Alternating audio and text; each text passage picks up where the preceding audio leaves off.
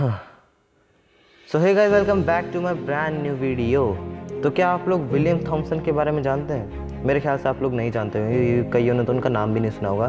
लेकिन मैं आपको बता देता हूँ कि विलियम थॉमसन अपने टाइम के बहुत बड़े साइंटिस्ट थे और उन्होंने एक स्टेटमेंट पास करी थी कि इंसान जो है वो कभी भी हवा में नहीं उड़ सकता। पता है क्यों? आप लोग जानते ही होंगे क्यों।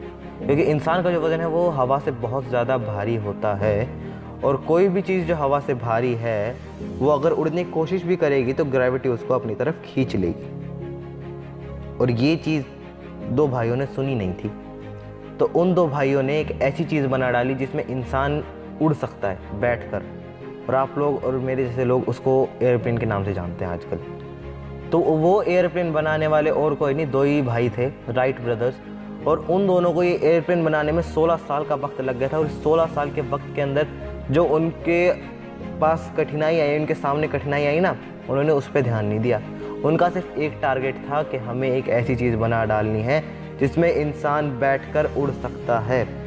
और उन दोनों ने 16 साल बाद साइंटिस्ट की, विलियम थॉमसन की, ये स्टेटमेंट गलत प्रूव कर दी थी। और ये आपको पता है एयरप्लेन बनाया किससे था उन्होंने? पहला किसी और चीज़ से नहीं। जो आज हम लोग साइकिल चलती हुई देखते हैं ना रोडों पे, उनके स्पेयर पार्ट से एयरप्लेन बनाया गया था। और ये चीज़ उन्होंने पॉसिबल कर दिखाई थी। और हम जैसे लोग आजकल यही सोचते हैं कि ये चीज़ मेरे बस की नहीं है, जब उस टाइम के लोग में इतनी मोटिवेशन थी कि वो ये चीज़ कर सकते हैं, तो आज हम क्यों नहीं रख सकते? अगर उन्होंने एयरप्लेन बना डालना तो हम और भी उससे कुछ बेटर करके दिखाएंगे और भी कुछ बढ़िया करके दिखाएंगे। ये थिंकिंग रखो हमेशा अपनी। कुछ लोग आ जाते हैं तुम्हारे बीच में, तुम्हें डीमोटिवेट करके चले जाते हैं और तुम्हें उनसे मतलब तुम इतना हार मान जाते हो ना उनसे कि तुम्हारे वैसा कुछ है ही नहीं। यार तुम्हारे अंदर अगर सेल्फ बिलीव है ना और डिटर्मिनेशन है किसी चीज़ को लेके, हार्ड वर्किंग हो अगर तुम, तो तुम्हें कोई नहीं रोक सकता। अगर कोई आके तुम्हें दो शब्द कह जाए और तुम्हें अगर डिमोटिवेट कर जाए ना, तो ये समझ जाना कि तुम्हारे अंदर सेल्फ बिलीव है ही नहीं। तुम्हें उसको पहले डेवलप करना पड़ेगा, फिर उसके बाद तुम कभी अपनी लाइफ में सक्सेसफुल हो पाओगे। तुम भले ही हार्ड वर्किंग हो, भले ही डिटर्मिनेशन वाले हो, लेकिन अगर आप में सेल्फ बिलीव नहीं है तो आप कभी भी अपनी लाइफ में सक्सेसफुल नहीं हो सकते। क्योंकि डीमोटिवेटर आपको हर एक जगह पर मिलेगा, जैसे कि राइट ब्रदर्स को भी मिला था। बहुत सारे लोगों ने इनको अगर कहा था कि इतने बड़े साइंटिस्ट ने अगर ये चीज़ स्टेटमेंट दी है कि इंसान कभी भी हवा में नहीं उड़ सकता, तुम लोग क्यों पागलों की तरह कोई चीज़ें बनाने पे लगे हुए हो जिसमें इंसान बैठकर उड़ सकता है? लेकिन उन लोगों ने उनकी सुनी भी तक नहीं थी। उन दोनों भाइयों ने कहा तुम देखते जाओ हम क्या करने वाले हैं। फिर उन्होंने ऐसी चीज़ बना डाली जिस पे लोग, मतलब जिन लोगों के पास शब्द नहीं थे उनके लिए बोलने के लिए, लोग इतने हैरान हो चुके थे कि इन दोनों ने ये चीज़ बनाई तो बनाई कैसे। लेकिन वो कहते हैं ना, सेल्फ बिलीव जिसके पास है वो इंसान कुछ भी कर सकता है। ऐसी एक मिलती जुलती मैं आपको एक और स्टोरी सुनाने जा रहा हूँ। ये स्टोरी एक ऐसे बंदे की है जो पहले फुटबॉल में बहुत ज़्यादा इंटरेस्ट रखता था और फुटबॉल मतलब उसको बस फुटबॉल ही पसंद था। लेकिन उस दिन उसके क्रिकेट कोच ने उसको गोलकीपिंग करते हुए देख लिया था। वो फुटबॉल में गोलकीपिंग करता था, तो उसके कोच ने गोलकीपिंग करते हुए उसे देखा, तो उन्होंने कहा कि इसकी कीपिंग तो बहुत अच्छी है। और उस टाइम पे उनकी स्कूल टीम में कोई विकेट कीपर था नहीं, तो उस क्रिकेट कोच ने जो था उस लड़के को बुलाया और उससे कहा कि क्या तू क्रिकेट खेलेगा? तो उसने कहा कि सर छोटी बॉल से मेरे को खेलना पसंद नहीं है। तो उसके सर ने कहा कि आप हार्ड बॉल से डरते हो? उसने कहा सर मैं हार्ड बॉल से नहीं डरता, अगर आपको ये चीज़ चेक ही करनी है तो ठीक है। तो उसके कोच ने कहा कि स्कूल के बाद आप प्रैक्टिस ग्राउंड में आके मेरे से मिलना, आपका टेस्ट होगा। तो प्रैक्टिस ग्राउंड में जब वो लड़का पहुँचा तो उसके वहाँ पर टेस्ट हुआ और उसके अंदर पास हो गया और वो स्कूल टीम में सिलेक्ट हो गया था। और 2 महीने बाद उसका मैच था स्कूल का, उसके अंदर वो गया, उसने अपनी विकेट कीपिंग से सबको हैरान कर दिया था। लेकिन उस लड़के को विकेट कीपिंग ज़्यादा बैटिंग पसंद थी, विकेट कीपिंग इतनी पसंद नहीं थी। तो उस लड़के ने विकेट कीपिंग कंटिन्यू रखी। कोच उसको विकेट कीपर बनाना चाहता था, अच्छा, लेकिन उस लड़के को बैटिंग पसंद थी। अब विकेट कीपिंग उसका कोच कराना चाह रहा था, बैटिंग उसको पसंद थी। तो वो लड़का विकेट कीपिंग और बैटिंग दोनों में ही अच्छा करता था। और वो लड़का ऐसे करते करते बहुत आगे पहुंच गया था और 18 साल की उम्र में उसने रणजी ट्रॉफी खेली थी और उसने रणजी ट्रॉफी में भी अच्छा परफॉर्मेंस किया। तो उसका सिलेक्शन आया था इंडियन टीम के लिए, बट उसका सिलेक्शन जो था 1 साल डिले हो गया था। मतलब होना उसका सिलेक्शन 1 साल पहले ही था, बट वो डिले पता है क्यों हुआ था? जिसको हम लोग कहते हैं ना किस्मत, तो वो किस्मत वहाँ उससे रूठ गई थी। उसका जो जॉइनिंग लेटर था, मतलब जिसके ऊपर ये चीज़ थी कि he is selected in Indian team और इसको सिलेक्शन के लिए आना है, वो लेटर कहीं फंस चुका था। मतलब जैसे गवर्नमेंट वर्क होते हैं उसके अंदर फंस गया था और वो लेटर निकल नहीं पाया, तो 1 साल उस लेटर की वजह से डिले हो गया था उसका सिलेक्शन। उस बंदे ने हार नहीं मानी थी, उसने अपने ऊपर ये नहीं कि चलो सिलेक्शन हुआ था तो मैं अपने ऊपर वर्क नहीं करूँगा, उस बंदे ने और अपने आप में इम्प्रूवमेंट करे। उसके पास 1 साल बचा हुआ था because he is now passionate in cricket, और उसकी दीवानगी इतनी थी क्रिकेट में कि उसने क्रिकेट के लिए अपनी टिकट कलेक्टर की जॉब भी छोड़ दे दी है। आप लोग जान ही रहे होंगे मैं किसके बारे में बात कर रहा हूँ। तो उसने अपनी टिकट कलेक्टर की भी जॉब छोड़ दी थी, और 1 साल बाद जब उसका दोबारा से सिलेक्शन आया उसके लिए तो वो गया और उसने इतना बढ़िया परफॉर्मेंस दिया सिलेक्शन ट्रायल में कि वो इंडियन टीम में सिलेक्ट हो चुका था। और 2004 में उसने इंडियन टीम में एंट्री ली और एक नए अवतार के साथ ली, क्योंकि इंडियन टीम की मतलब इंडियन टीम तो क्या पूरे क्रिकेट की हिस्ट्री में कोई भी ऐसा बंदा नहीं था जो कि लंबे बाल लेकर आया था। और मेरे ख्याल से अब आप लोग जान ही गए होंगे मैं किसके बारे में बात कर रहा हूँ, मैं भी आप लोगों को बताऊँगा अभी, बट उसके पहले सक्सेस स्टोरी सुन लीजिए आप लोग। उस बंदे के भी सामने बहुत सारी अड़चनें आई थी और उसने उन सब का डटकर सामना किया, और वो बंदा मेंटली बहुत ज़्यादा स्ट्रॉन्ग है, वो आज भी मेंटली बहुत ज़्यादा स्ट्रॉन्ग है, ठीक है। 2004 में फिर उसने अपने इंडियन टीम में डेब्यू किया 2004 में।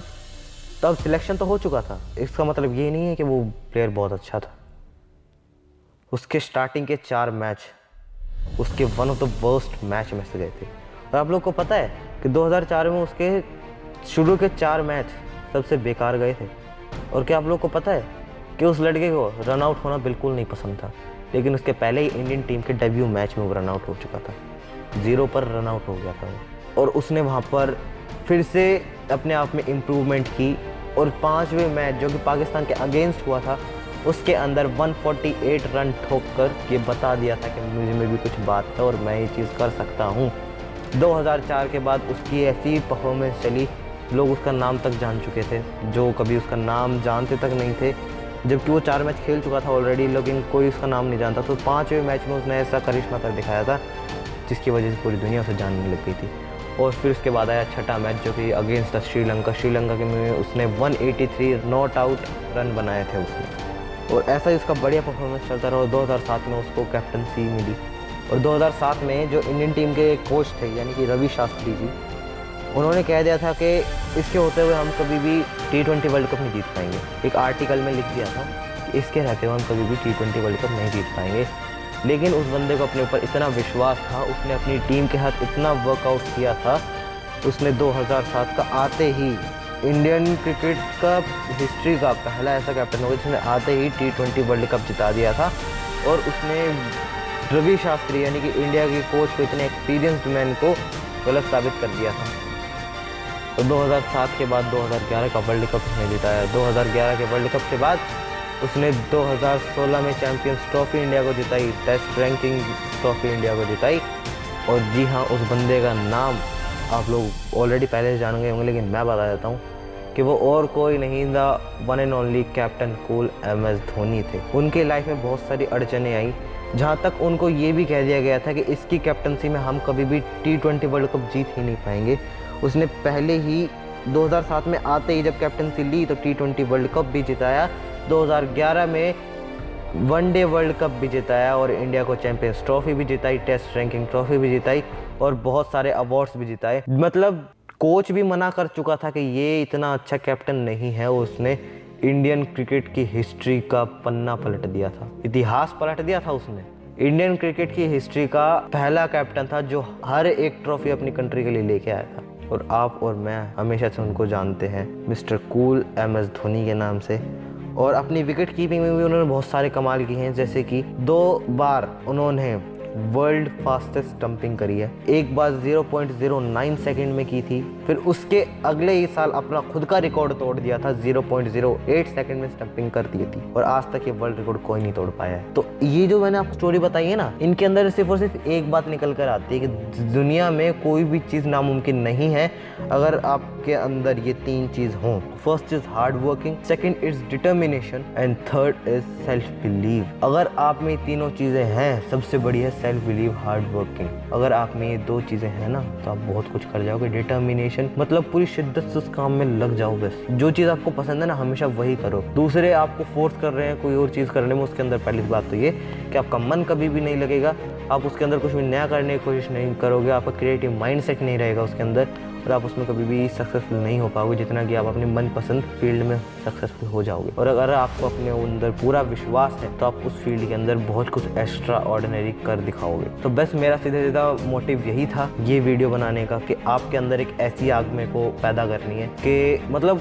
हर एक इंसान के अंदर ये चीज़ होनी चाहिए कि मैं भी कुछ बहुत बड़ा कर सकता हूँ। जो लोग आजकल ये स्ट्रीट पर मतलब भीख मांगते रहते हैं, मुझे ये चीज़ देखकर बिल्कुल अच्छा नहीं लगता और मैं लोगों की सोच बदलना चाहता हूँ कि हर किसी के अंदर अलग चीज़ होती है। 5 उंगलियां हाथ की सेम नहीं होती है, ना ही तो सेम साइज़ की होती है, ना ही सेम विड्थ की होती है, ना ही सेम लेंथ की होती है, ना ही सेम हाइट की होती है। तो 5 उंगलियों का साइज़ ही जब आपके हाथ में सेम नहीं है तो हर एक इंसान की कैपेबिलिटी, एबिलिटी सेम नहीं होती है। हर किसी की कैपेबिलिटी, एबिलिटी अलग अलग होती है, हर किसी का पैशन अलग अलग होता है और हर कोई अलग अलग फील्ड में अपना मास्टर होता है। बस उस चीज़ को अंदर से पहचानने की ज़रूरत है और अपने अंदर सेल्फ बिलीव लाने की ज़रूरत है। उसके ऊपर हार्ड वर्क और डिटर्मिनेशन के साथ लग जाओ बस आप, और एक दिन आप उस फील्ड में इतने बड़े मुकाम पर पहुंच जाओगे जो कभी आपने भी खुद ने भी नहीं सोची होगी। तो बस मेरा सीधा मतलब यही था कि दुनिया में कोई भी चीज़ इम्पॉसिबल नहीं है। अगर आप ठान लो कि आपको ये चीज़ करनी है और आसपास वालों की सुनना बंद कर दो यार, आसपास वाले तुम्हें बहुत डीमोटिवेट करेंगे, लेकिन जिस दिन तुम उस फील्ड में सक्सेसफुल हो जाओगे ना उस दिन वो तुम्हारे पीछे पीछे दौड़ेंगे। तो आसपास वालों का मतलब भूल जाओ कि कोई तुम्हें कुछ कह भी रहा है। पता है दुनिया का सबसे बड़ा रोग, जो संदीप माहेश्वरी सर खुद बताते हैं कि दुनिया का सबसे बड़ा रोग क्या कहेंगे लोग के बारे में भूल जाओ। लोग क्या कहेंगे, लोगों की ऐसी की तैसी। लोग तुम्हारा यार फ्यूचर में ना तो वो तुम्हें अपनी सैलरी से कोई इनकम देने वाले, ना कुछ और, ना वो तुम्हें अच्छा घर देने वाले, ना वो तुम्हें अच्छी लाइफ देने वाले। तो तुम उन लोगों के बारे में क्यों सोच रहे हो? तुम वो चीज़ करो ना जो तुम्हें पसंद है। वो लोग तो अपनी फील्ड में एक्सपर्ट बन के बैठे हुए हैं और वो तुम्हें डिमोटिवेट कर रहे हो, तुम डिमोटिवेट हो भी रहे हो और तुम अपनी फील्ड में कुछ अच्छा भी नहीं कर पाओगे और ना ही तुम अपनी फील्ड में जा पाओगे। वो लोग तो अपनी मनपसंद फील्ड में चले भी गए, उन्होंने बहुत कुछ कर भी दिखाया, लेकिन वो तुम्हें डिमोटिवेट कर रहे हैं ताकि तुम उनके बराबर ना पहुंच पाओ। लोगों को पता है सबसे आसान तरीका लगता है अपने आप को ऊपर पहुंचाने का कि दूसरे को नीचे गिरा दो। दूसरे को नीचे गिराएंगे ताकि खुद ऊपर जा सके, और वो चीज़ आप लोगों को नहीं करनी है। आप लोगों को खुद को ऊपर लेके जाना है और इतना ऊपर लेके जाना है कि दूसरा इंसान सोचता रह जाए कि ये साला इतना ऊपर चला कैसे गया। तो आज की वीडियो का मेन मोटिव यही था कि दुनिया में कुछ भी चीज़ इम्पॉसिबल नहीं होती है। अगर आप ठान लो तो सब कुछ पॉसिबल है और आप कुछ भी कर सकते हो। बस एक जंप की ज़रूरत है और वो जंप अगर आपने लगा ली तो इस खाई के उस पार पॉसिबल शब्द ही है। सो आज की वीडियो का मोटिव बस यही था, क्योंकि आज तक ये कभी इस चैनल पे ऐसा कभी कुछ हुआ नहीं है मोटिवेशनल वाला। तो वैसे मेरा मन कर रहा था और मेरे को लोगों की थिंकिंग भी चेंज करनी है, तो ऐसी मोटिवेशनल वीडियो और भी आती रहेंगी बीच में, ताकि मतलब लोग होते हैं ना कि बोर हो जाता है गेमिंग की वीडियो देख के, तो ये चीज़ बीच में आती रहेगी ताकि आप लोग रिफ्रेश हो जाए थोड़ा सा, ठीक है। अगर आप लोगों के अंदर आग लग जाए, आपकी थिंकिंग चेंज हो जाए, सबसे बड़ी बात तो ये है। तो मैं चलता हूँ दूसरी वीडियो बनाने के लिए, और थैंक यू अगर आप लोगों की वीडियो पसंद आई हो।